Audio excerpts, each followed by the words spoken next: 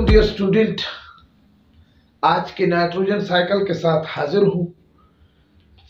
Nitrogen cycle main and his environment का छोटा lecture है। नाइट्रोजन उन एलिमेंट में शुमार होता है जिसमें बहुत ही इंपॉर्टेंट कंपाउंड जैसे प्रोटीन, फैट्स, क्लोरोफिल, डीएनए और आरएनए जैसे इंपॉर्टेंट कंपाउंड और इसके अलावा लिविंग ऑर्गेनिज्म में बहुत सारे ऐसे इंपॉर्टेंट हैं जिसके बगैर लिविंग ऑर्गेनिज्म का तस्वुर भी मुमकिन नहीं है, उन कंपाउंड में मौजूद है। याद रखिए कि अगर एनवायरनमेंट में, क्योंकि ये एटमॉस्फेरिक रिजर्वायर में नाइट्रोजन मौजूद है, याद रखिए कि नाइट्रोजन वो एलिमेंट है कि अगर ये एटमॉस्फेयर में मौजूद न हो तो फिर क्या होगा?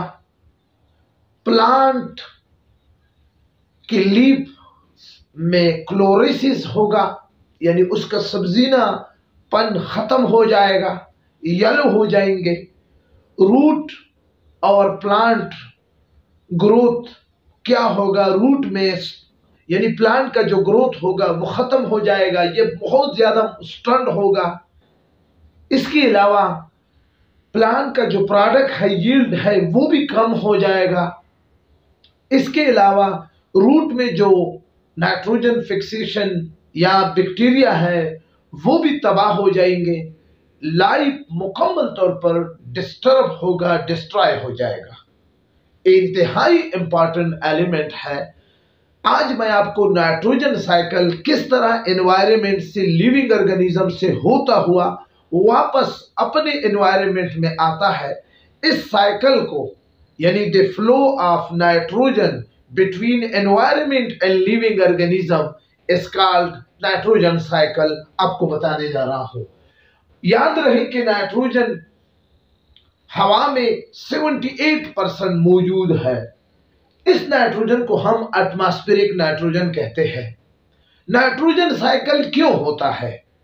नाइट्रोजन, उसका जवाब यह है डियर स्टूडेंट कि नाइट्रोजन, चूंकि एटमॉस्फेरिक नाइट्रोजन को प्लांट और एनिमल डायरेक्ट इस्तेमाल नहीं कर सकते, इसलिए नाइट्रोजन साइकिल की जरूरत है। ठीक है ना? और इस साइकिल में नाइट्रोजन अपने शक्ल में तब्दील होकर नाइट्रेट में आ जाते हैं, और ये नाइट्रेट वो शक्ल है जिसको प्लांट या एनिमल इस्तेमाल करके आगे उसको ऑर्गेनिक नाइट्रोजन में कन्वर्ट कर देते हैं। तो जी आइए देखते हैं।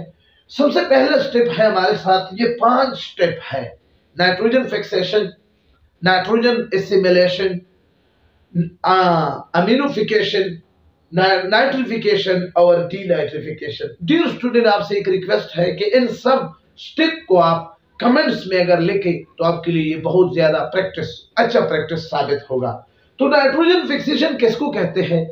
जैसे कि मैंने आपको बताया कि एटमॉस्फेरिक नाइट्रोजन को प्लांट या एनिमल डायरेक्ट इस्तेमाल नहीं कर सकते, तो इसकी फिक्सेशन लाजमी है। अब नाइट्रोजन की 2 तरीकों से फिक्सेशन है। एक केमिकल फिक्सेशन है नाइट्रोजन का, और एक बायोलॉजिकल फिक्सेशन है। अक्सर औकात नाइट्रोजन बायोलॉजिकल फिक्सेशन से जो नाइट्रोजन फिक्स हुआ होता है वो हमें नाइट्रोजन साइकिल में नजर आता है। 60% बायोलॉजिकल नाइट्रोजन फिक्सेशन होता है, जबकि बाकी 40% nitrogen fixation chemical nitrogen fixation होता है। बायोलॉजिकल फिक्सेशन में एक लिविंग बैक्टीरिया, जिसको नाइट्रोजन फिक्सेशन बैक्टीरिया कहा जाता है, वो इसको क्या कर लेते हैं? फिक्स कर लेते हैं।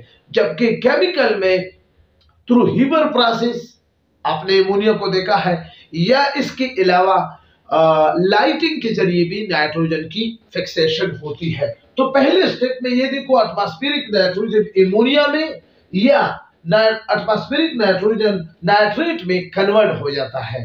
और नाइट्रोजन फिक्सेशन बैक्टीरिया, चूंकि 60% बायोलॉजिकल नाइट्रोजन फिक्सेशन के जरिए, तो ये इनकी क्या क्या एग्जांपल है?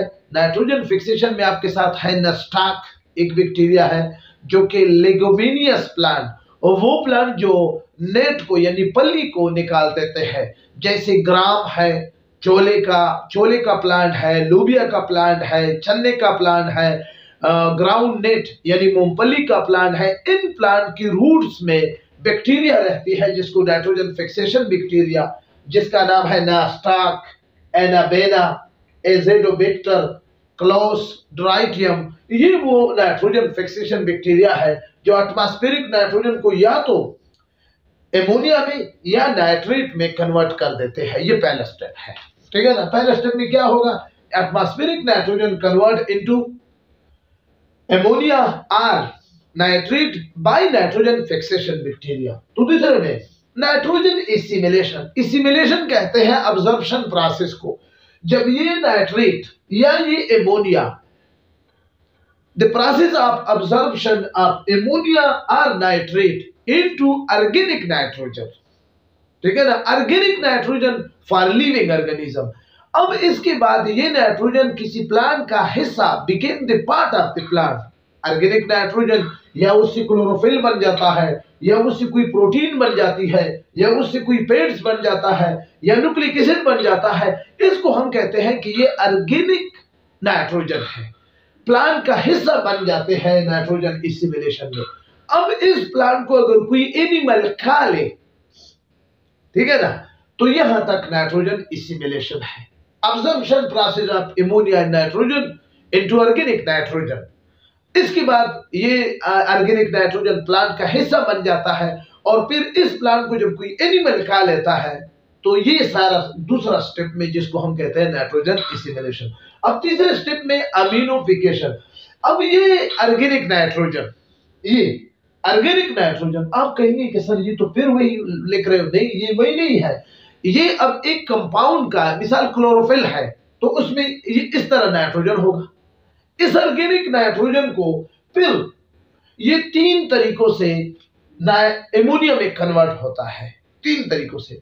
या तो ये एनिमल जो जिस पौधे को खा लिया है वो मर जाती है, और इस पर सेप्रोफाइट डेड बॉडीज पर काम करने वाले जो एनिमल है, डेड एनिमल से अपना खुराक हासिल करने वाले जो एनिमल है, बैक्टीरिया या फंजाई, ये सेप्रोफाइट ये एनिमल मर जाता है और सेप्रोफाइट आकर इससे एमोनिया को निकाल देता है। एक तरीका ये है। दूसरा वॉल्केनिक एरप्शन के जरिए, ये भी एक तरीका है। तीसरा एक्सक्रीटरी प्रोडक्ट बाय एनिमल के एक्सक्रीटरी प्रोडक्ट के जरिए ये एमोनिया उनसे निकल जाता है, ठीक है ना। तो ये चौथा स्टेप है नाइट्रिफिकेशन। अब ये एमोनिया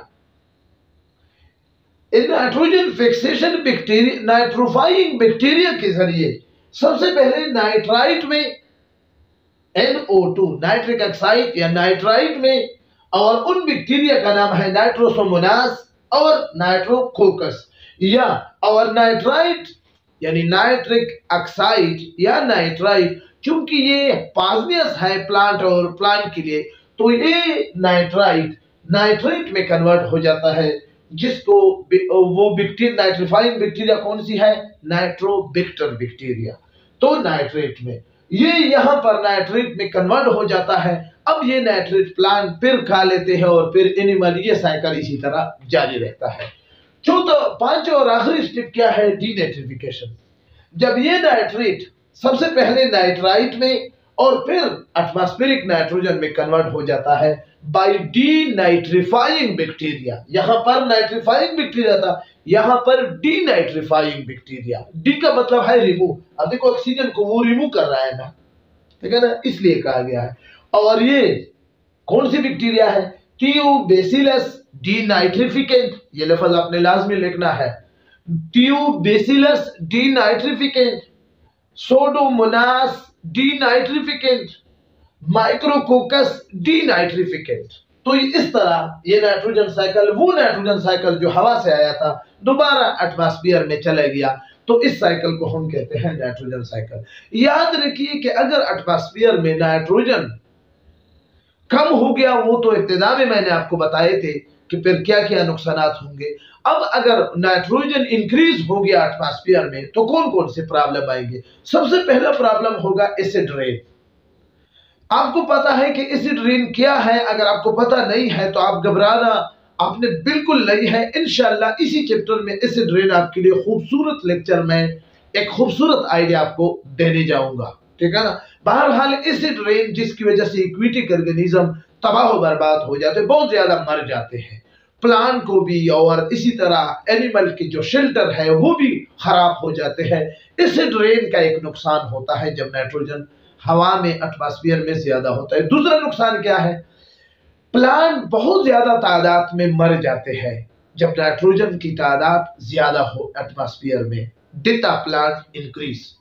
तीसरा क्या है, साइल में एसिडिटी बढ़ जाती है, इस वजह से भी बहुत ज्यादा नुकसान हो जाता है। चौथा, लेक में भी एसिडिटी ज्यादा हो जाती है। तो ये वो प्रॉब्लम मैंने आपको बता दी जो नाइट्रोजन के एटमॉस्फेयर में इंक्रीज होने की वजह से होती है।